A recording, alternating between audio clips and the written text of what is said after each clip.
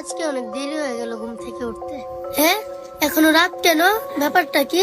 এখনো সূর্য ওঠে না কেন?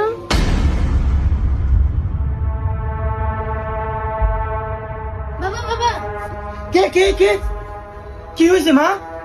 ও সকাল 10টা বেজে গেছে, এখনো সূর্য ওঠেনি। হ্যাঁ, কি কস? লত দেহি। বাবা দেখো। হ্যাঁ সত্যি তো, দাঁড়া এখনই কোরআন শরীফটা খুলে বসতে হবে।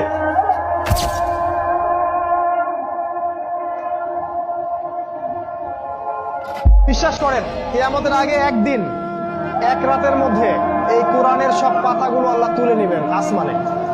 হাদিস এসেছে কোরআনের শুধু পৃষ্ঠাগুলো থাকবে, কালি থাকবে না।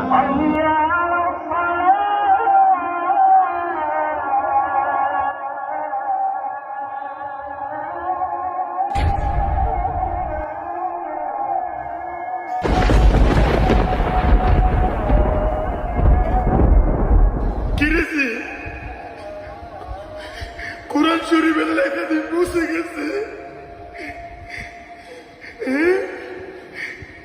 তাহলে কি কিয়ামতের আলামত শুরু হয়ে গেছে? হে মানুষ, তোমাদের পালনকর্তাকে ভয় করো। নিশ্চয়ই কিয়ামতের প্রকম্পন এক ভয়ঙ্কর ব্যাপার। আজই হলো পৃথিবীর শেষ দিন।